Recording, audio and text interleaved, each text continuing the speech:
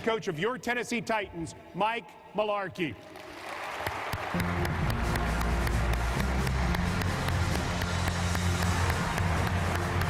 How are you, sir? Hey, thank you. Thank you. I got some questions. Okay. I got some questions for you. Why do I feel like I'm on the hot seat? You're on the hot seat.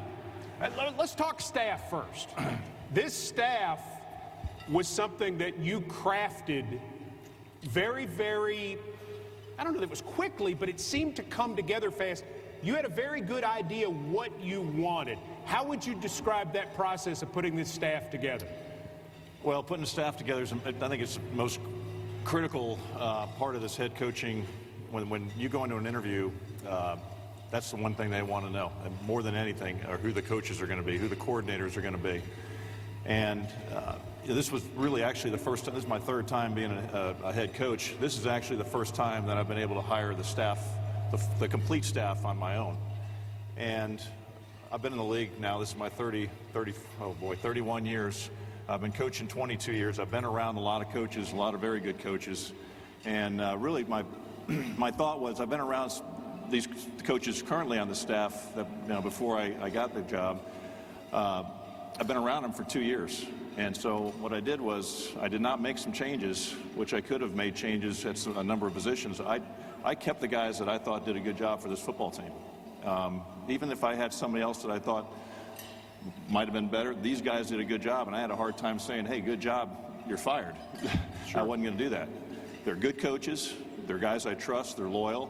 And then I brought in some coaches that I've had some experience with and had success with, that some of them haven't been in the league in a couple of years, but they've been offered opportunities. They just wanted to be with the right people. And Russ Grimm, for an example, has had many opportunities to coach offensive line in the NFL. He just wanted to be with the right person. And so to get Russ was critical for our development with our offensive line, especially as young as we are in the offensive line. But we have a lot of experience. I just asked one of our coaches to add up the years of experience. We have 369 years of NFL coaching experience. Of course, Dick LeBeau is 1/3 of that. Sorry, Dick, I think Dick's out here. He's in the audience. He loved that. There's a ton of experience. It's a little bit of old school, and I think that's what we need right now. We need a little bit of old school coaching. They're going to hold players accountable. They're holding themselves accountable. But what I did was I put guys that I trust and I know will be loyal to me, that have no hidden agendas. They're not trying to move up the ranks in any other way but being really good football coaches. I hired guys that are really good teachers, very good teachers. I hired guys that like to win, and they like to win by beating the hell out of people. That's who I hired. Excuse my French. That's okay. You're excused. What has the staff been working on for the last month since they've been in place?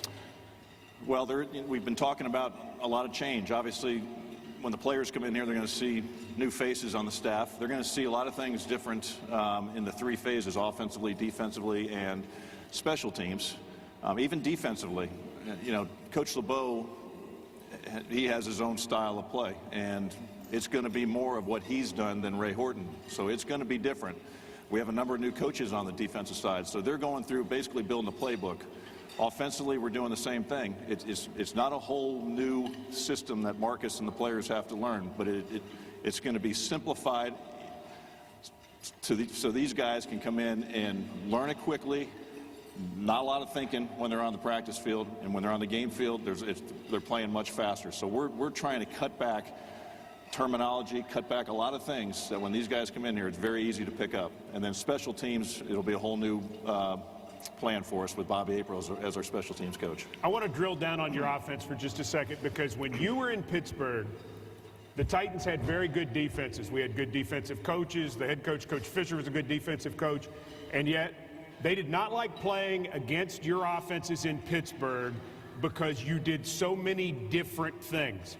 Number one, can you replicate that here? And number two, is that what you're going to try to do now that you have your own people, you have your own system, and you have time to do it? Well, that was back late 90s, early 2000s when we were all in the, Titans were in the division with us in Pittsburgh. this place was a tough place to play. That's what we want. We want this place a place that people come in here and they know they better have their big boy pads on, okay? I mean, it was interesting. We had an alumni meeting, or alumni gathering to meet the alumni last week, try to get back into focus with them, and it was really interesting. Blaine Bishop said when they used to play us, they would put bigger shoulder pads on, they would put neck rolls on because we had Jerome Bettis coming in, and they would have to practice getting ready for this game week. And I thought, that's kind of nice to know that they had a week all prepared for one team, and that's the direction that we want to get to. That's the team we want to be, that where teams fear us. When we step off the bus, they know we're there.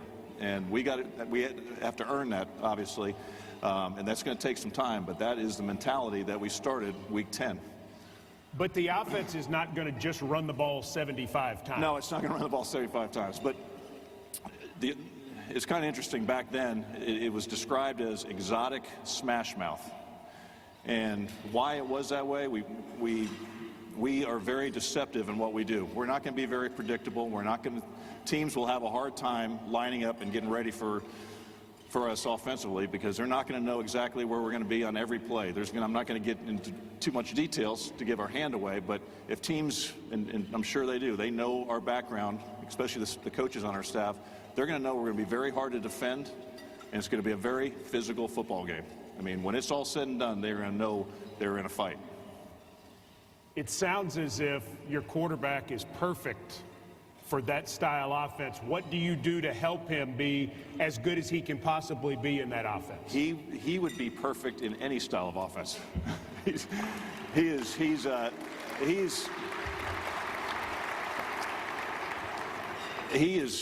a special. You've already said it. I heard you talking about him. He is a special player, and even with him, there's things we've got to do to make sure he's in the right position, that he has success every play. And are we going to run him? That's one of the best things he does. That's one of the best things we have as an advantage. Are we going to do it and expose him to injury? Absolutely not. When we design plays for Marcus, there's going to be guys blocking somebody on every. There's not going to be an extra guy that has a chance to hit him, and that's the way it was last year. That's the way they were designed. Okay, he's not. But whatever we got to do, whatever that is, running, I believe in balance. I really do. That's a big part of it. I think that's why we're hard to defend when we get this system into our players. But whatever it's going to take to win on Sunday is what we're going to do. If he's got to throw it 50 times, we'll throw it. Is this scheme simpler, or is there more to learn? It's much simpler.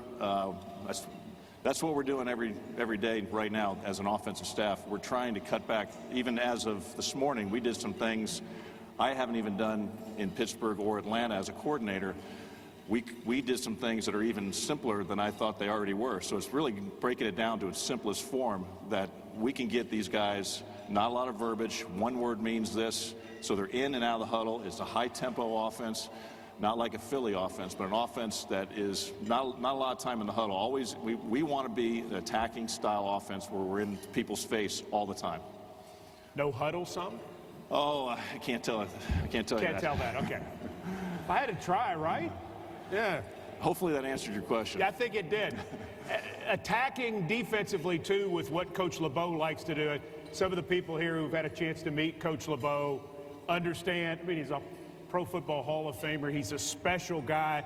It meant a lot to the organization when he chose to stay and be part of your staff, because the defense did go from 27th to 13th. You did make progress, and the guys on defense were very vocal about saying, hey, let's not give up this progress that we've made. So huge for them confidence-wise, I would think. I would think so, and actually we were playing even better than the rankings said. When we lost Derek Morgan and Jason McCoy, we lost some pretty stout players. That had a huge impact on our defense last year.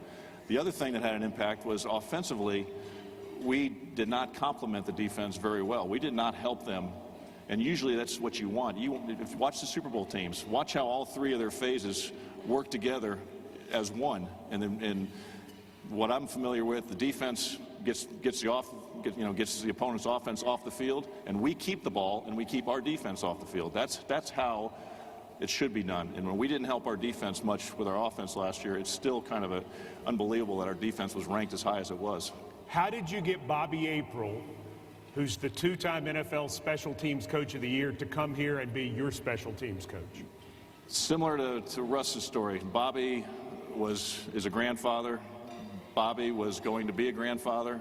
Told his daughter, I'm going to finally come home and babysit after 20-plus years of coaching. And Bobby said, I probably would not be doing this if it was not for you. And Bobby was my special teams coordinator in Buffalo in 2004 and 2005.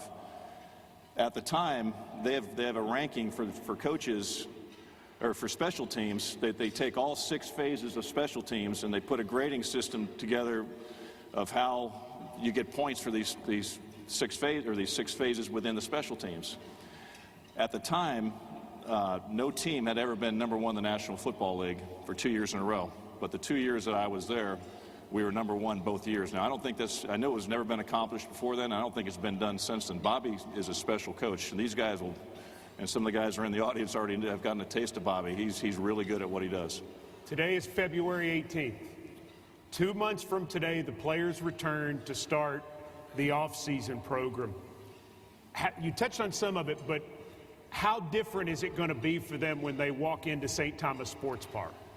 Well, I think first of all, they're seeing the changes with the staff. The staff has reached out to all of them. All the coaches have introduced themselves either in person or on the phone.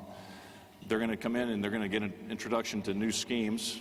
They're going to get Amy has done a great job of, we're trying to do some things. When they walk in the door that they've been walking in every day, they've been a Titan, it's going to be different, okay? There's things going on in the building that are going to be different, be changed. The locker room, it's going to be different. It's the walls, the turf, there's just going to be things that they're going to recognize that we are moving, like Amy said, we're going in a different direction, and the players will recognize that immediately. If they haven't recognized it already, I'd be shocked that this thing is going in the right way. For all of the changes, how much of an advantage is it for you that you have been here for 2 years already on staff? I think it's a huge for me to be able to sit back. I was coaching the tight ends. My role was obviously not the role it is now. I'm a little busier these days. I'm constantly evaluating. I am always gathering information. I'm always watching my surroundings. I'm always seeing who's doing what, and that's players, coaches, staff members, everything. And there are a lot of things that I saw going on that when the head coaching change took place that you could not change. Could not change it. It was impossible to change. It was a very challenging time when that happened. And now that I've been around and I've been part of this organization, I already knew. I don't have to come in here and find out. I already knew what needed to be addressed. You had a head start. I had a head start, and there's no question about it that I had an advantage when it came to interviewing for this job, because I think the players also were a part of that. I think they know who I am. They know I'm straightforward. I'm no nonsense. I think they had a big part of that as well. Let's wrap up with this. You've been a head coach in the league twice before. You got the chance to be the interim coach here. We mentioned you'd been here for 2 years. Everybody knows that. And yet, since you've gotten this opportunity, you have been so excited, whether we saw you at the Senior Bowl or at St. Thomas Sports Park or in different things that you're doing with the media or wherever. I mean, it's a very, I don't want to say electric, but you're excited, clearly. Why did you want this chance so badly? I think it's different. It's different than my first 2 opportunities. The circumstances are different. The situation's different. Certainly the quarterback's different. There's a lot going on that is very good here. This is a very good organization. It's in a great city, The fans are great here. Obviously when we were in the same division, I saw it. I saw the fans. Okay, we want to get back to where that was, where there were not opposing fans filling the bottom level of our stadium. That's got to go. That's frustrating. Okay. And I know that's going to take winning to do that. But we're frustrated by things like that too. But this is one of the better jobs, better places better organizations in the National Football League to be working. And you have coaches that have come out of retirement, or coaches that want to be here. You have players that want to be here. You have, and they all know this is going in a good direction. I can say this, and I know there's some players out in the audience. There's more guys right now, after coming off a 3-13 season, okay, that are in there working out, getting ready for the 2016 season. There's more in that facility now working out than there has been in years. And if they were not excited about what's about to take place in 2016, they wouldn't be in there.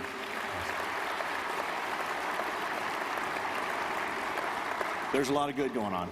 It's about winning. It is. It is. Coach, really great to have you out here. Great sharing the enthusiasm thank you with the very fans. much. Thanks Mike Mularkey, everyone. Appreciate it.